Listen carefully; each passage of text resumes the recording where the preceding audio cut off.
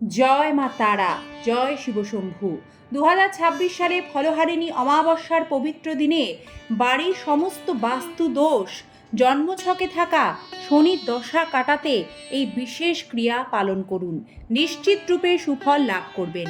নমস্কার দর্শক বন্ধুরা, ফলহারিণী অমাবস্যা যা জ্যৈষ্ঠ মাসের অমাবস্যা তিথি, এই বিশেষ দিনকে জ্যোতিষ ও বাস্তুশাস্ত্র মতে বছরের শ্রেষ্ঠ একটি মহালগ্ন ও অমাবস্যা বলে ধার্য করা হয়।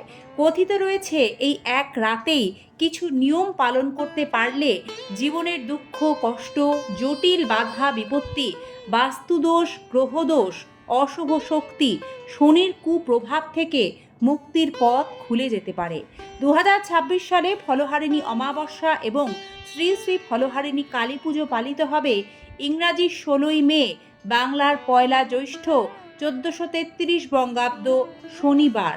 গৃহস্থের কল্যাণে ফলহারিণী অমাবস্যার দিন কোন নিয়মগুলি পালন করবেন এবং যে কাজগুলি এই দিন ভুল করেও করতে নেই, আজকের পর্বে দেখবেন বিস্তারিত।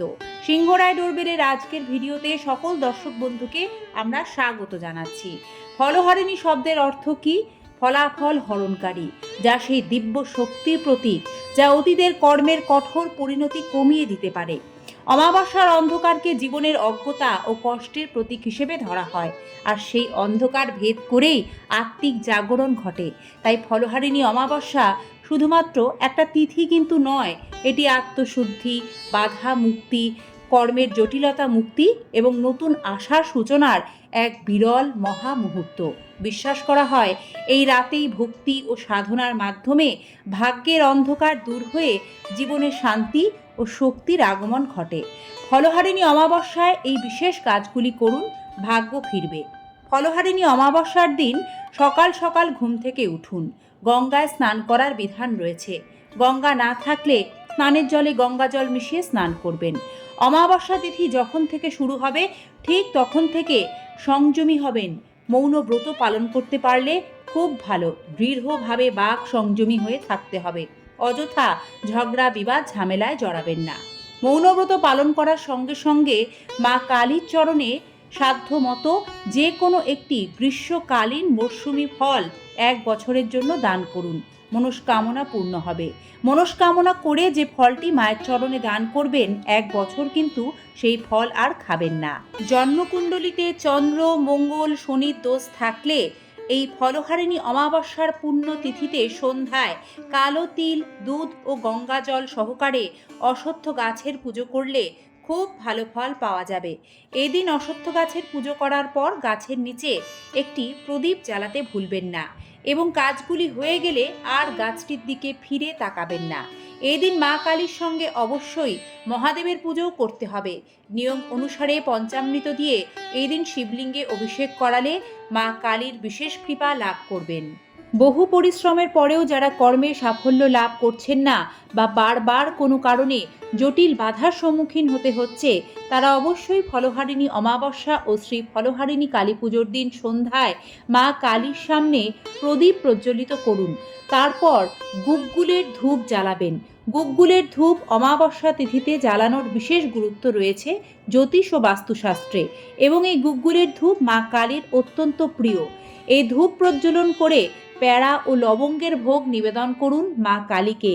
এরপর ওম ক্রিং কালিকাই নমঃ এই মন্ত্র জপ করুন 11 বার 21 বার। এইভাবে নজরদোষ কাটাতে ফলহারিণী অমাবস্যার দিন সূর্যোদয়ের পর 21টি লেবুর মালা নিজের হাতে কালো সুতোয় গেঁথে তৈরি করে নিন। তারপর যে কোনো কালী মন্দিরে সেই লেবুর মালা ভক্তি সহকারে নিবেদন করুন। এতে শত্রু ভয় দূর হয়, নজরদোষ কাটে। গুড় মা কালীর বিশেষ প্রিয়, তাই এই দিন সম্ভব হলে মা কালীকে গুড়ের ভোগ নিবেদন করুন। তারপর তা প্রসাদ হিসেবে দরিদ্রদের মধ্যে বিতরণ করে দিন, কারণ প্রসাদ যত বিতরণ করবেন ততই পুণ্যফল পাওয়া যায়। এর প্রভাবে কিন্তু আর্থিক সমস্যাও দূর হয়। ফলহারিণী অমাবস্যার দিন আরও একটি নিয়ম করবেন।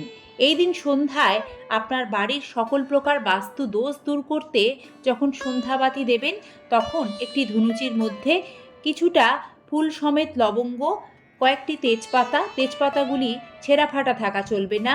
একটু কর্পূর এবং একটু সর্ষে, কালো সর্ষেও হতে পারে বা হলুদ সর্ষেও হতে পারে, একসাথে নিয়ে সেইগুলি জ্বালিয়ে দিন। সেইগুলির যে ধোঁয়াটা বের হবে সেটা সারা বাড়িতে, বাড়ির বাইরে খুব ভালোভাবে দেখিয়ে দিন।